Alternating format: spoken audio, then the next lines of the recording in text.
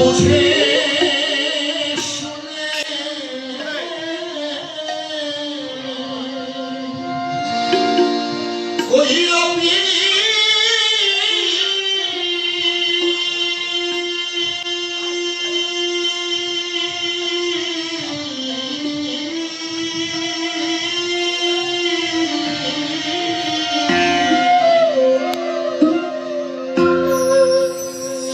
ভালো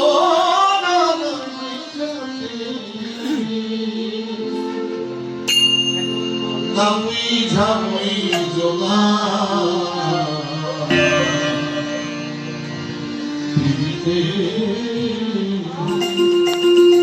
না বুঝে যদি কেউ প্রেম করে তাকে সমস্তকাল চলতে হয়, আর বুঝের সাথে যদি প্রেম করে তার জীবনের স্বভাব নয় লালন সাহিত্য সে স্বভাবময় জন্য এই গান বলেছে।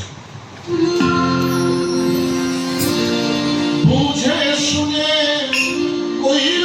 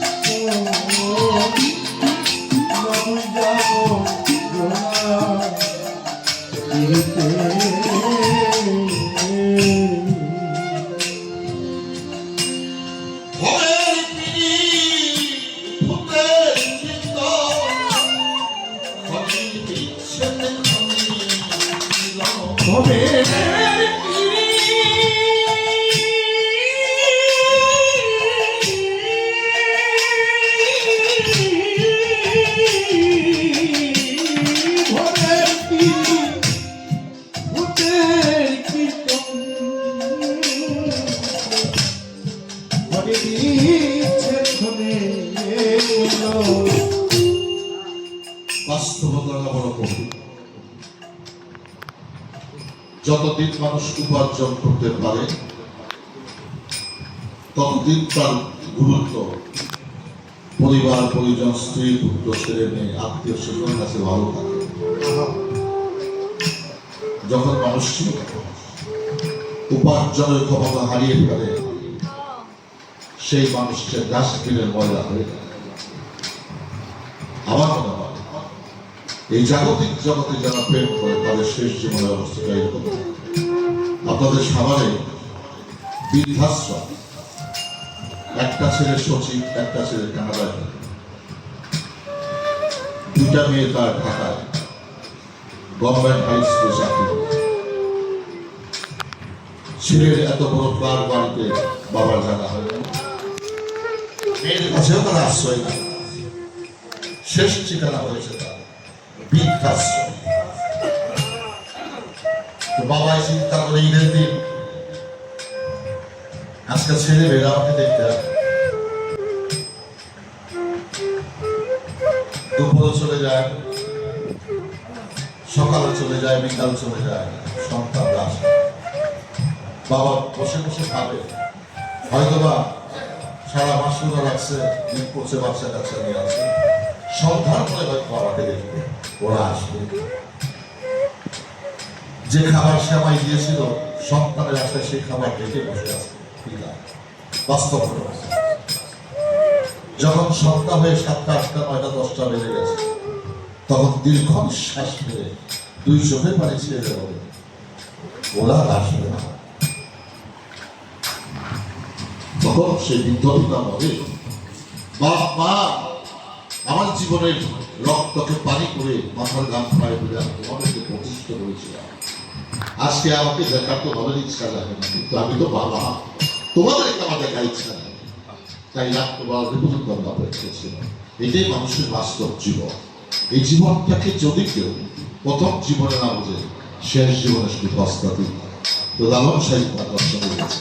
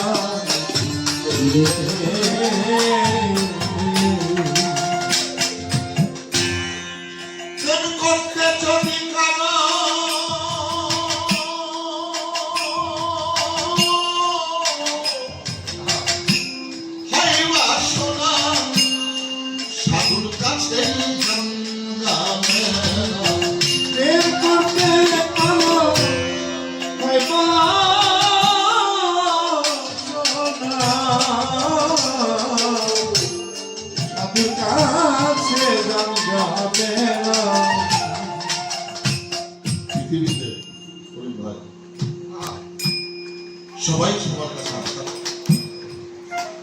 একটা জায়গায় শুধু আশা করে না, সেটা যার যার গুরু, সেটার প্রিয়, সেটা জীবনের বিনিময়ে তার ভক্ত ভালো পায়, এটার তো সে বলে। তার দৃষ্টান্ত আমার দয়াল নবী। নবী করিম সাল্লাল্লাহু আলাইহি ওয়াসাল্লামের জান যখন জিবরাইল কবজ করলেন, সেই রূহ মুবারককে নিয়ে গেলেন রুহুনে সাক, ওখানে জিবরাইল রাখতে বলেন, নিয়ে গেলেন সপ্তম আসমান সালতাতুল মুনতাহা রাখতে বলেন, নিয়ে গেলেন বেহেশতের বাগানে, সেখানেও রাখতে বলেন, নিয়ে গেল আরশে, সেখানেও উপযুক্ত জায়গা মনে হইল না, জিবরাইল সে রূহকে নিয়ে আসবে। অবশেষে কোথাও না রাখতে পেরে আল্লাহ মালিকের কাছে প্রশ্ন করে, মালিক আপনার হাবিবের জান যে কবজ করেছিলাম, এটা রাখার মতো কোনো উপযুক্ত জায়গায় আমি কোথায় রাখবো? আল্লাহ বলেছিলেন, জিবরাইল তুমি যে মদিনা থেকে আমার হাবিবের রূহকে কবজ করেছিলে, সেই মদিনায় তুমি সেই রূহকে রেখে আসো। আর সেই রূহ মদিনায় দেওয়া হলো। যদি সেই ভক্ত আমার দয়াল নবীকে ডাকার মতো ডাকে, তাকে জবাব শেখে। আর সেই দয়াল নবী সেই রূপ রক্ত মদিনা থেকে কিয়ামতের আগ পর্যন্ত শুধু ভক্তের জন্য, উম্মতের জন্য শুধু কেঁদেই না, সে আর কিছু বিনিময় চায় না, চায় আপনার উম্মতের কল্যাণ। তৎপূর্ণ অবশ্যই গুরু বসায় শুধু ভক্তের কল্যাণ চায়, বিনিময় সে কিছুই চায়। এই প্রেমটাকে শিখতে হলে প্রিয় মসজিদের আহারে বায়তের প্রেম ছাড়া আর কোনো বিকল্প প্রেম হতে